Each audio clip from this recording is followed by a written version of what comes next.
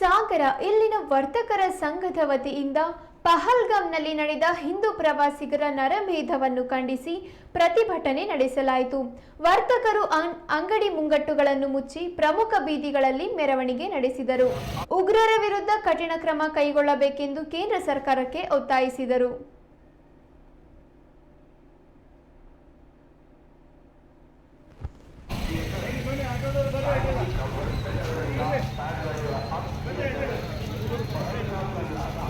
Photo ತೆಗೆಯುವಾಗ ಮಾತಾಡ್ತಾ ಇರೋದು.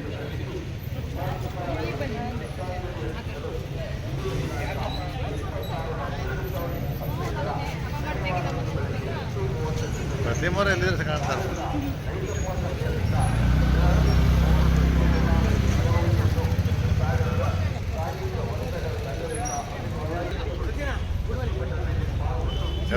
ಎಲ್ಲ ಮೆಡಿಕಲ್ ಒಂದು ಕಡೆ ಖುಷಿ ಆಯ್ತು.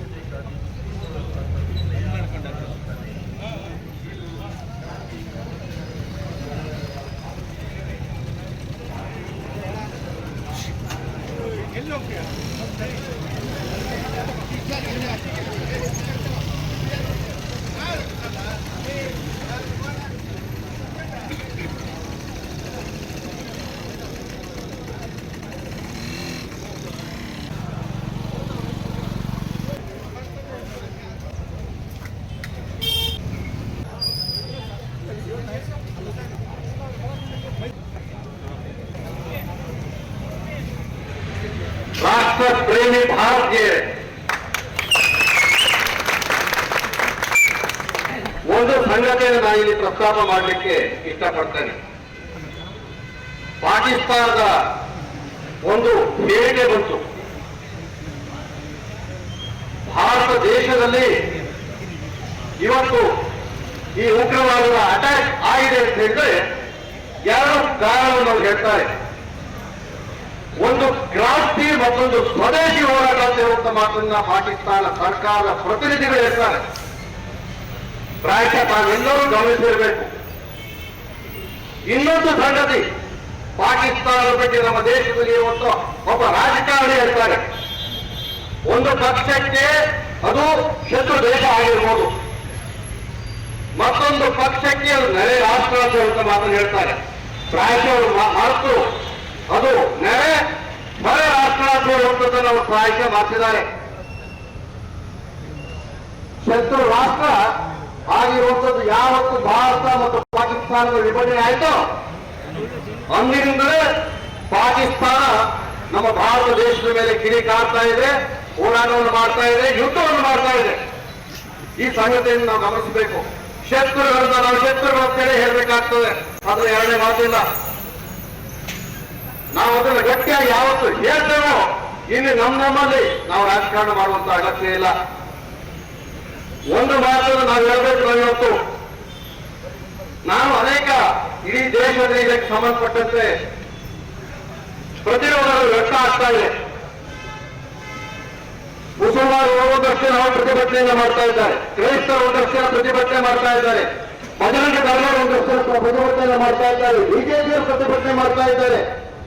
ಆದರೆ ಒಂದು ಸಂಗತಿ ತಿಳ್ಕೊಳ್ಬೇಕು, ನಾವೆಲ್ಲರೂ ಭಾರತೀಯರು ಕೆಲವು ಸಂಗತಿಯನ್ನು ತಿಳ್ಕೊಳ್ಬೇಕು.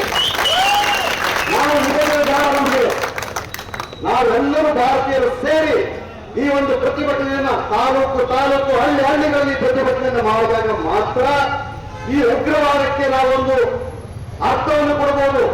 ಇದರ ವಿರುದ್ಧದ ಹೋರಾಟಕ್ಕೆ ಒಂದು ಬಲವಾದ ಶಕ್ತಿ ನಮ್ಮ ಕೇಂದ್ರ ಸರ್ಕಾರಕ್ಕೆ ಖಂಡಿತವಾಗಿ ಬರ್ತದೆ. ಬೇರೆ ಬೇರೆಯಾಗಿ ನಾವು ಹೋರಾಟ ಮಾಡುವುದು ಬೇಡ. ಒಂದು ವೇಳೆ ಬೇರೆ ಬೇರೆಯಾಗಿ ನಾವು ಹೋರಾಟ ಮಾಡುವುದು ಬೇಡ. ನಾನು ಎಲ್ಲರಿಗೂ ಕರೆಯನ್ನು ಕೊಡ್ತಾ ಇದ್ದೇನೆ. ಇವತ್ತು ಸಾಂಘಿಕ ವರ್ತಕರ ಸಂಘದಿಂದ ಇವತ್ತು ನಾವು ಹೋರಾಟವನ್ನು ನಾವು ಹಮ್ಮಿಕೊಂಡಿದ್ದೇವೆ. ಆದರೆ ಮಲ್ಲಿಕಾರ್ಜುನವರು ಒಂದು ಮಾತನ್ನು ಬಹಳ ಚೆನ್ನಾಗಿ ಹೇಳಿದರು, 16,000 ಸೇರಬೇಕು ಅಂತ ಹೇಳಿ. ಇದು ಮುಂದಿನ ದಿನಗಳಲ್ಲಿ ಸದ್ಯದಲ್ಲೇ ಸಾಂಘಿಕ ವರ್ತಕರ ಸಂಘದಿಂದಲ್ಲ, ಸಾಂಘಿಕ ಸಾಗರದಿಂದ ನಾವೆಲ್ಲರೂ ಸೇರಿ ಒಂದು 25,000 ಹೋರಾಟವನ್ನು ಮಾಡಬೇಕು. ಇಡೀ ದೇಶಕ್ಕೆ ಒಂದು ಸಂದೇಶವನ್ನು ಕೊಡಬೇಕು. ಸಾಗರೋಪಾದಿಯಾಗಿ ಭಾರತೀಯರು, ರಾಷ್ಟ್ರಪ್ರೇಮಿ ಭಾರತೀಯರು ಸೇರಿದ್ದಾರೆ. ಸೇರಿ ಈ ಹೋರಾಟಕ್ಕೆ ಒಂದು ಚಾಲನೆ ಕೊಡ್ತಾ ಇದ್ದೇವೆ. ಅದು ದೇಶದ ಮೂಲೆಯನ್ನು ಸಾಯಲು ಪ್ರತಿಚೋರಿ ಆದಾಗ ಮಾತ್ರ ನಮ್ಮ ಹೋರಾಟಕ್ಕೆ ಒಂದು ಶಕ್ತಿ ಸಿಗ್ತದೆ ಬಂಧುಗಳೇ. ಆ ಕೆಲಸವನ್ನು ನಾವೆಲ್ಲರೂ ಸೇರಿ ನಾವು ಈ ಸಂದರ್ಭದಲ್ಲಿ ಮಾಡಬೇಕಾಗಿದೆ. ಒಟ್ಟಾದ ಕರೆಯ ಸಂದರ್ಭದಲ್ಲಿ ಸ್ವಲ್ಪ ಜನ ಸೇರಿರ್ಬೋದು. ಅದಕ್ಕೆ ನಾನು ಹೊಸದಾಗಿ ಪ್ರಸ್ತಾಪವನ್ನು ಮಾಡಿದೆ. ರಾಷ್ಟ್ರ ಪ್ರೇಮಿ ಭಾರತೀಯರಲ್ಲಿ ಪ್ರಸ್ತಾಪ ಮಾಡಿದ್ದೇವೆ. ಹಾಗಾಗಿ ನಾವಿಲ್ಲಿ ಒಂದು 106 ಜನ ಏನಿದ್ದೇವೆ, ನಾವೊಂದು 25,000 50,000 ಸೇರಿಸುವಂತ ಕೆಲಸವನ್ನು ಮುಂದಿನ ದಿನಗಳಲ್ಲಿ ನಾವು ಮಾಡೋಣ. ಎಲ್ಲರೂ ಸೇರಿ ಮಾಡೋಣ. ಎಲ್ಲರಿಗೂ ಕರೆಯನ್ನು ಕೊಡೋಣ. ಬನ್ನಿ, ನೀವು ರಾಷ್ಟ್ರೀಯ ಒಂದು ಹೆದ್ದಾರಿ ನಾವೆಲ್ಲರೂ ಹೋಗೋಣ ಅಂತ ಹೇಳುವಂತ ಮಾತನ್ನು ಈ ಸಂದರ್ಭದಲ್ಲಿ ರಾಜ್ಯ ನಮ್ಗೆಲ್ಲರಿಗೂ ನೋಡಿದೆ. ಇವತ್ತು 25 ಜನ